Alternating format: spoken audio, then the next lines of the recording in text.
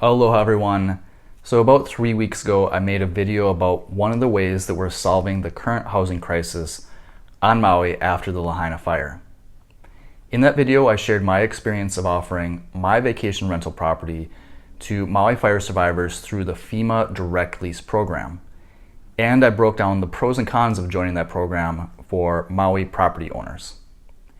If you haven't already seen that video, you might want to check it out first, because in this video, I'll give a quick update on what I have learned over the past 3 weeks while I was going through the process of signing up myself.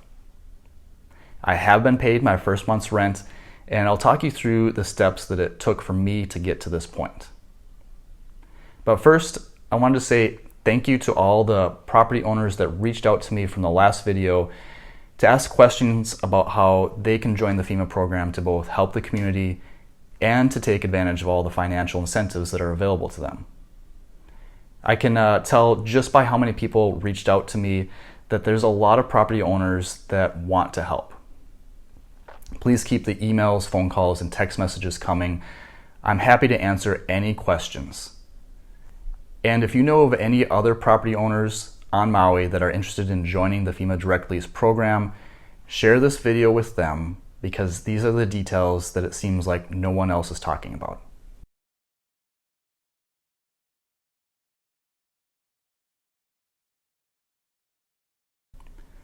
Okay, so here's what has happened since the last video. My property was inspected by FEMA to make sure it qualifies for the program. This was a fairly easy process. One of the inspectors actually gave me his inspection checklist that I'll put up on the screen now. The inspectors were mostly focused on making sure the property was vacant, clean, and safe. They do want to see smoke detectors in each room and make sure there is a fire extinguisher on the property. They also checked to make sure that the electrical was working and that the outlets are GFCI protected where it's required by code.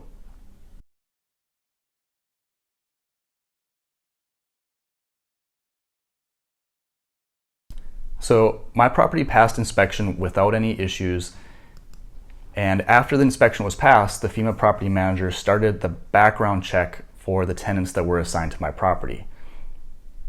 I was given the names, contact info, and a copy of the background check once it was completed. Now, from what I could tell, the background check was only for criminal records and not a credit check. And I know I've heard from a lot of property owners that I've talked to, they've expressed concern because they don't have the ability to choose their tenants and do a full screen. But I can share that after learning who my tenants are, I don't have much concern at all. Now, keep in mind, I do live in Lahaina myself, so many of the people who were displaced by the fire were also my neighbors. So I can say from personal experience that most of the tenants that qualify for the FEMA program are really good people who just need a little extra help getting back on their feet. Now, that being said, I'm sure there will be a handful of tenants that do cause problems, so it is up to each property owner to decide for themselves if they're willing to take on that small risk.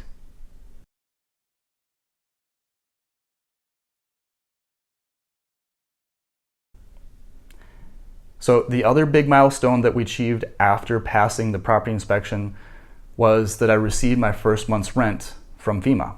Everything came through just as expected at the amount that was agreed to on the lease. And as a quick reminder from the last video, I'm renting my 1-bedroom condo in Kihei, fully furnished and all utilities included, for $5,900. As a way to protect myself, I did make sure the payment was received into my account prior to giving FEMA or the tenants any information on how to access the property.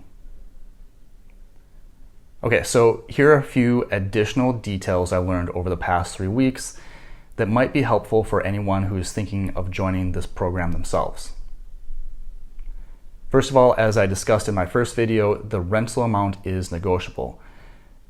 And since that video, I've talked to several people that have joined the program, and I can confirm that there's a range of about $5,000 to $7,000 for 1-bedroom units, up to $9,000 for 2 bedrooms, and even more for larger properties. It seems the rates can fluctuate depending on who you talk to and when you talk to them. Ultimately, you'll get paid whatever you're able to negotiate with FEMA.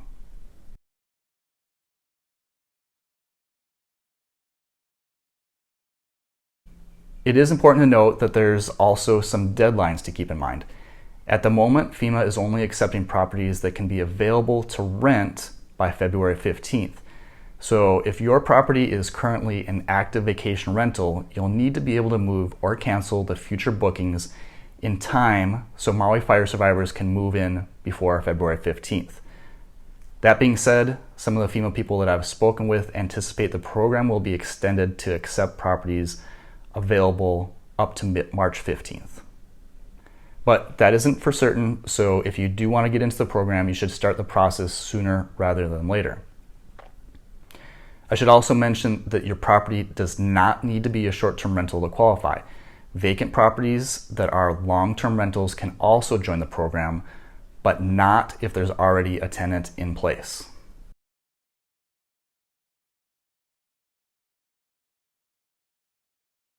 In addition to the attractive rental rates, there's also a property tax exemption for properties that join the FEMA program. The deadline to receive the full exemption is in a couple weeks on January 31st, but you can still receive up to 12 months of property tax exemption if you file by March 15th.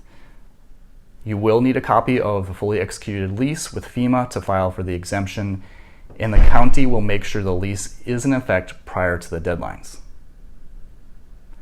I already filed for my exemption, and it was a fairly simple process once you find the form. I'll share a link to the exemption form on the county's website in the description below to make things a little bit easier for you.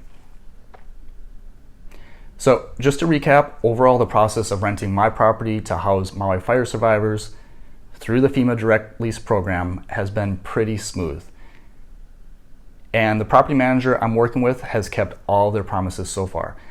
I have heard from several people who say they are struggling to get in contact with a good FEMA property manager. And I'll say that the FEMA contact that I am working with has been very responsive to both me and all the people I've connected him with. Feel free to reach out to me directly if you would like me to introduce you to the company I chose to work with for my property, and I'm happy to discuss all the reasons I chose to work with them over the other options. And once again, if you know any other Maui property owners that might consider joining the program, share this video with them so they can make a fully informed decision. The point of this video is not to convince anyone to offer their property to fire survivors if it isn't in their best interest. Rather, I would just like to spread awareness that the financial incentives are really strong, and at the same time, this is something that can help the Maui community. From my perspective, it truly is a win-win for the right people. Thanks for watching. We will see you on the next one. Aloha.